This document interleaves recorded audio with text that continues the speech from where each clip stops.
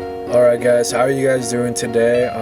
For the 28 subscribers that I only have, this is another video to entertain you guys on how to replace your serpentine belts on an S13, on an S14, whichever car you guys have.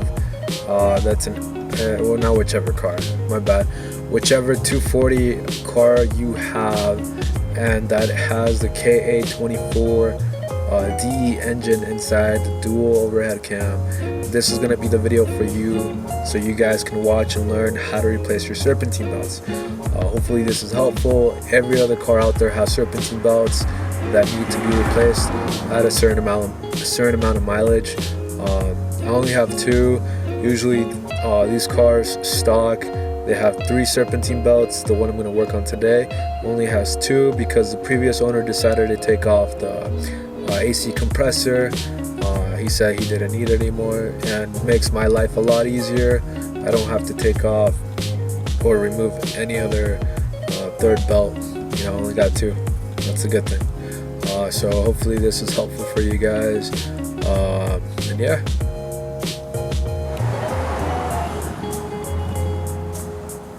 Alright guys, so for this video, or for this serpentine belt replacement, I'm going to be using Continental brand for sure. Now the only reason why I went for Continental and the reason why I chose it is because I know that Continental is a good, brand wise it's good, quality wise it's good as well, and plus it comes with 3 years of warranty. So if you guys want to get a good belt out there, I would recommend a Continental belt. It comes with 3 years of free of warranty. So meaning if it does go bad or break within the 3 years of that warranty, you're able to go back to any auto parts store and replace it free of charge. So yeah, get yourself a Continental one. I would recommend it. Video not sponsored by Continental either, so I'm just giving you a heads up. I would recommend this brand for sure. Now what I'm going to be taking off is going to be this the air duct assembly, plus the couple hoses that are in the way, and this fan cover, in order to get to the serpentine belt that's like right here in between the fan and the motor. So I'm gonna go ahead and get the tools that I need.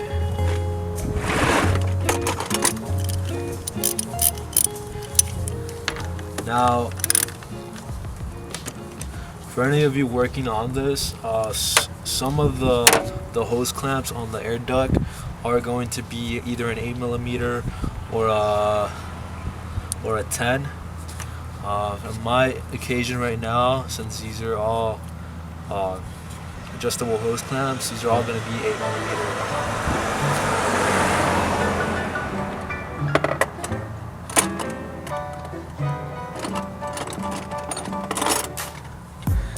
I got my 8mm wrench.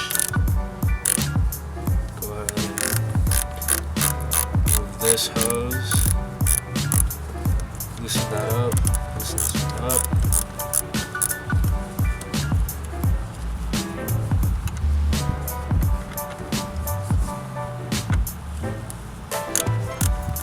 Or you can also use a flathead if you do have an option. If you do have an option of using a flathead, I would best recommend it to get into these tight or crooked, hose clamps that they have.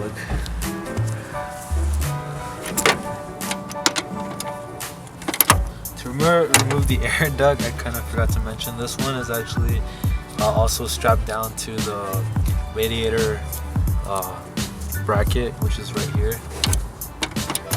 It's an 8mm bolt. If your car is fully stock and it's a fully stock 240 SX and you have all the stock parts, you would have to take this off. I'm just giving you a heads up. But if it's not a stock one and you have aftermarket stuff around it, and you don't even have the fan cover, I mean, good for you.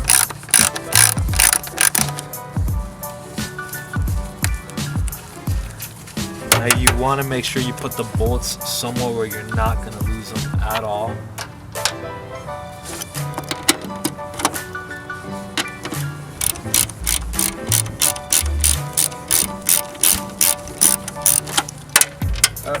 Drop the bolt.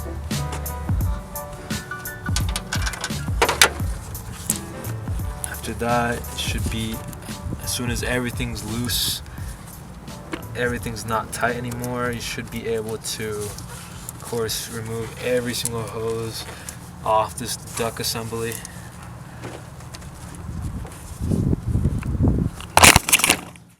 So guys, I ended up getting the fan blade out of the way. Now this, to take out the fan blade, there's only 4 bolts, or four bolts holding it in place, and they're gonna be 10 millimeter. As you can see, I already took out the duct, the air duct as well.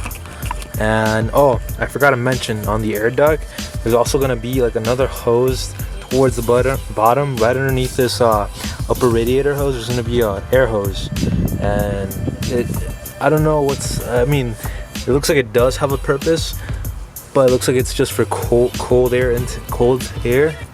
is, I would say, because it hooks up to the blade, the fan cover, the bottom fan cover, and whatever cold air it sucks in through there, I guess. But yeah, so you do have to, of course, loosen up this hose clamp, because there's another air hose coming from the bottom of the air duct, and I have the air duct right over here. As you can see, it would be normally like this, and this would be hiding, so you can see it goes right there. Now this is only if you have a fully stock KA24DE, or however you guys like to call it, a 240SX. It's only if you have it stock like I do. Be careful with all these hoses. All these hoses are part of the emissions. Now if you fuck up or disconnect them and forget where they go, I would recommend trying to look up how they're set up, because with this fucked up or removed, you cannot and will not pass smog. I repeat, you cannot and will not pass smog. As you can see, it goes into the air box, and then you have another one that recycles the air from the from the exhaust manifold back there, comes into this air box, comes back into this air box, and gets pushed back into the intake manifold. And you can see that I have the power steering belt slash water pump, and then I have the alternator belt with the pulley right there. I don't know if you guys can see that. There we go. So I'm gonna go ahead and take those off, and I'll guide you through it. As you can see, actually might as well show you right now. So there's like a bolt right here. I don't know if you guys can see that. There's a bolt right there, and that loosens up the power steering pulley a little bit, brings it down towards that direction. That way you're able to take this one off. Now you're never gonna be able to take the alternator belt unless you first take off the power steering belt. Keep that in mind, guys. Alright, so I'm looking at that bolt right there. Now you guys will be able to see it from far when you guys are, of course, done taking everything off from here. You're gonna see a bolt right here, and that bolt right there is gonna be a 14 millimeter, and then next to that one is gonna be a bolt right there. If you guys can see it, not all. There you go. That bolt right there, right next to the pulley. That one's gonna be a 13 millimeter.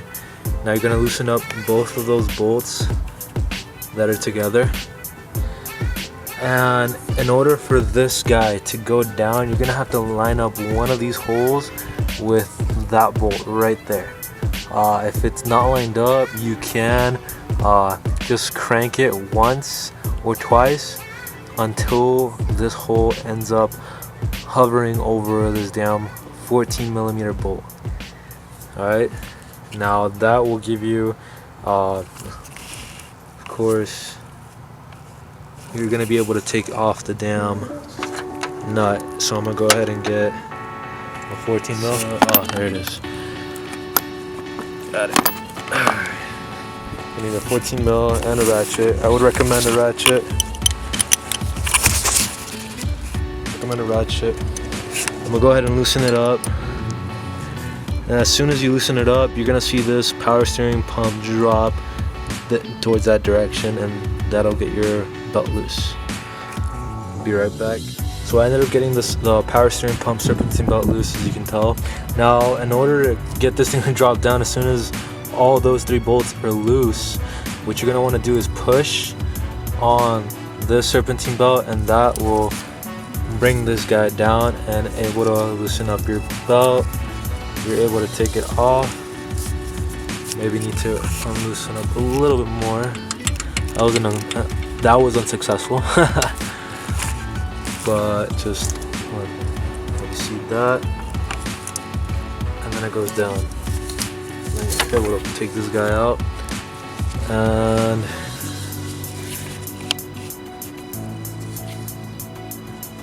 the belt looks healthy, not gonna lie. Sorry guys, I'm doing this by myself today. As usual.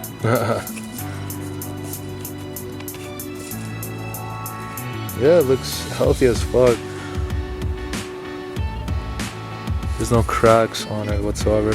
So whenever you can tell that a serpentine belt is bad is when you bend it like this, and you should be able to see cracks cutting across the belt like that, clear as day. But since I don't see any cracks at all, I'm just wondering as to why the fuck it's squeaking. And then I'm gonna take off the power steering, the alternator belt right now, so give me a sec. So, okay, I don't know if you guys are able to see that bolt, but for the alternator belt, you're gonna have to take out, you're gonna have to use a 14 millimeter, of course, and there's gonna be another bolt right, I don't know if you guys can see that, right there, that bolt right there. That one as well is gonna be that one's gonna be actually a 13 or a 14. Mine was actually loose, so I kind of didn't have to loosen that one up. But there's gonna be that bolt and that bolt. You're gonna have to go. I went ahead and pinched down this guy on the belt, and it brought the alternator loose. I might have to go a little bit more, not sure. I'm gonna go ahead and take off the freaking, because I feel like I still need to go a little bit more. Give me a sec. I went ahead and took out both belts already. As you can see, these are, one of them is from O'Reilly's and the other one is from AutoZone. Now, these belts don't show any wear and tear, but since mine were squeaking, and I already found out why, is because one bolt was loose, I'd rather just go ahead, be safer than sorry, and actually replace both right now. Either way, and by the way you can tell the difference of the belt, of which belt is which when you have the new ones and you don't know which one is which, or you kind of forgot like I did at this point, is you can just match up the length and the width of the belt with the old ones. So what I did right now is I matched these two, the new one with the old one, and I already know that this one's the alternator belt, so I'm gonna put this one aside, and of course this one's gonna go first. And of course you want to match again for the second one, just in case you forgot or whatever you like to say. This one's for the power steering and water pump, so shabam. I'm gonna go ahead and put them both on, and I'll see you guys in a bit. Alright guys, so I replaced the belts. It doesn't look like I did, but I had to put the camera down in order to get both on and get them nice and tight. This one was the easiest belt to do, and this one was a little bit of a piece of, it was a little bitch, because just because of this issue right here, where you have to have the hole above the other bolt in order to get that loose and so it can just move around. But after you got both belts on, you want to of course tighten this one up. You're gonna do righty tighty and make sure you turn it this way, like that way. And then as soon as you get it to a good enough tension where like it doesn't sink in as you push your finger on it, then you're good. You want to go ahead and tighten the second bolt till it's nice and snug and nice and tight where it won't move, you know, as you're cranking the engine, you know. And then same with this one. You're still gonna leave this one, you're gonna tighten this one up last, of course. So first you're gonna start tying up that bolt right there, that one right there. You're gonna tighten it up. You're gonna do ready tighty until the belt is nice and tension and you feel safe and secure. And then after that one's all tightened up, you're gonna tighten up, where's it at? That second bolt right there. I'm gonna tighten it completely so it won't move the pulley.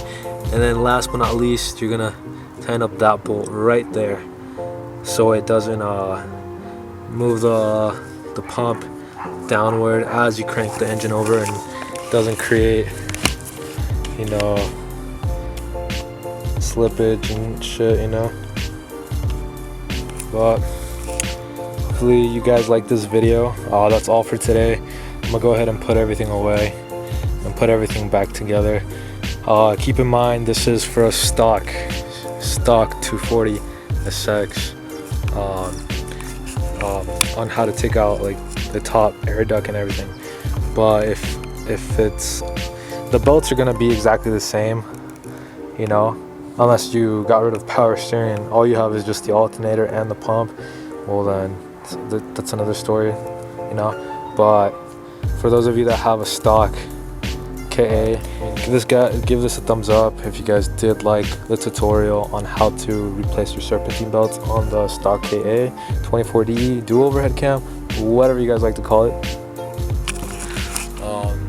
If you do guys want more videos, I have another one coming up probably sometime this week. Probably gonna add more wideness to my wheels so it has a good like stance or, you know, look to it. But yeah, that's about it. See you guys on the next one, guys. Bye.